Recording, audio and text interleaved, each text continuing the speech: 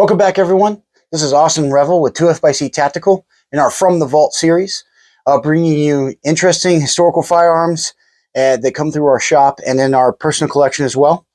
And we have a treat for you today. And we have some requests that were been asked coming up as well. So very exciting in the next couple weeks what we get to show off. But today we have, and this one is actually in store, a Ishapore 2A, or in this case, it was made in 1965, technically a 2A1, sort of. We're going to get into that here in a minute. But we're located in New Prague, Minnesota. A 2FC Tactical is a gun shop. We're building an indoor range here soon, so we can't wait to have that component added to our shop so we can get a better opportunity to take some of these out and shoot them. You know, a couple of videos we've had some shooting portions of the video. If you're in Minnesota right now, it's been nonstop rain for a while, so we've had a hard time getting out and taking some of these puppies out. But we're happy that we get to display these and kind of tell you a little bit about them. And this 2A from Ishapore is kind of a rarity. You don't see them much anymore today. So when you look at this thing, you will say, well, that looks like an Enfield, which you would technically be correct. And not only is it an Enfield, it looks like a MK3 Enfield.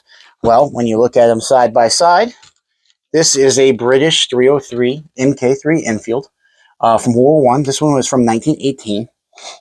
They are extremely similar when you look at them. Their overall length is the same for the most part.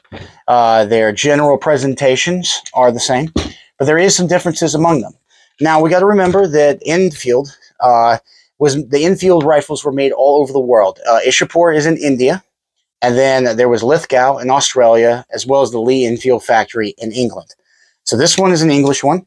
I do have a Lithgow 1918 MK3, which I won't pull out right now because there's virtually no differences among them.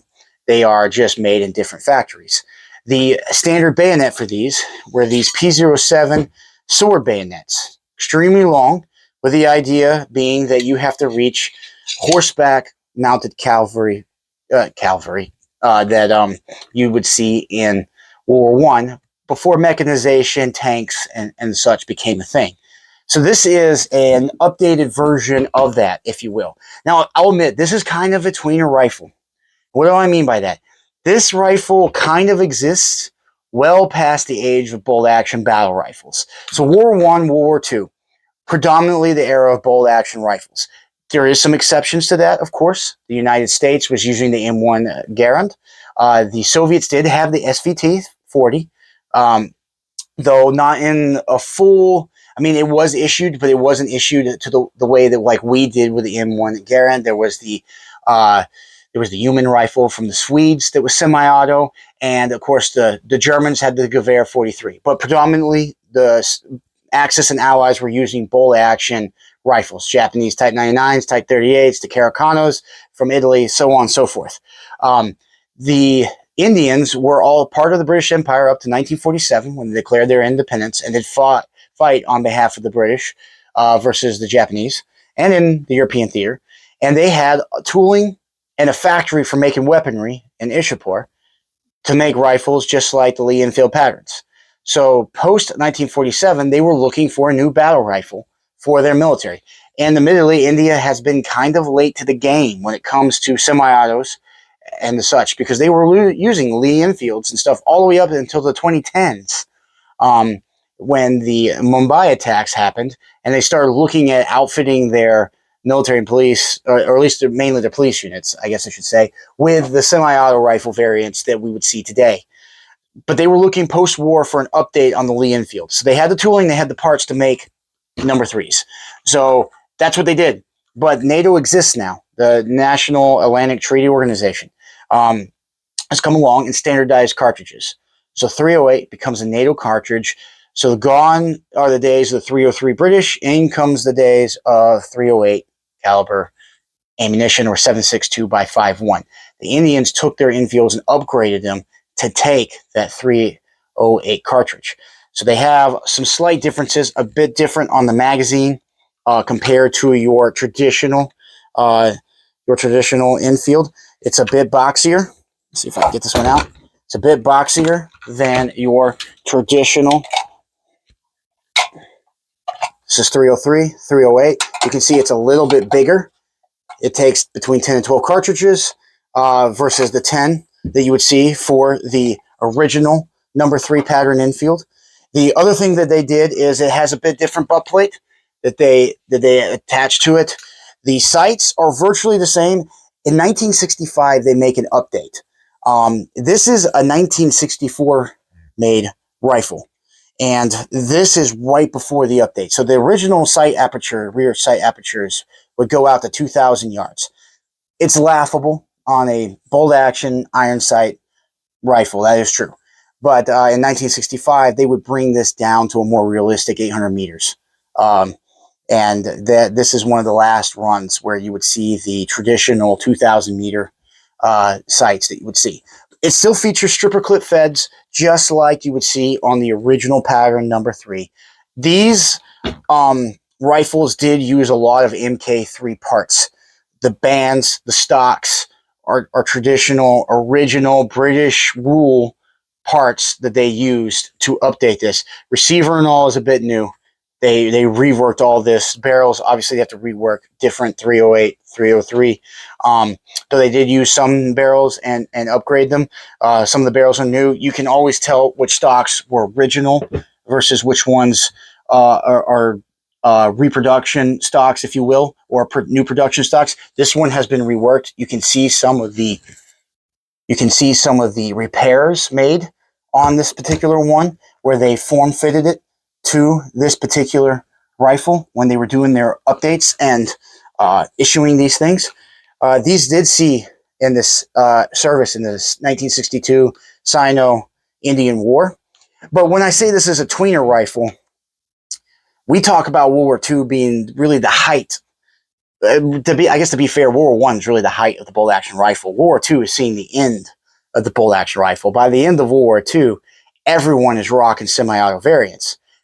And that is true here today, too.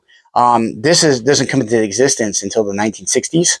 And this really is existing in an era where semi-auto is the way to go. The Russians and Chinese are using, for instance, if they're going to use a rifle, a semi-auto variant, an SKS. I have the FAL, an Israeli FAL here, which was the standard issue for most NATO countries. United States, we decided to go our own way, went with the M14, and then eventually the M16 when this is in its height. So, we got stuff like this being used where the Indians are still rocking these kind of antiquated bolt action rifles. Now, these would see, like I said, these would see service all the way up until the 2010s. You would still see these things pop up.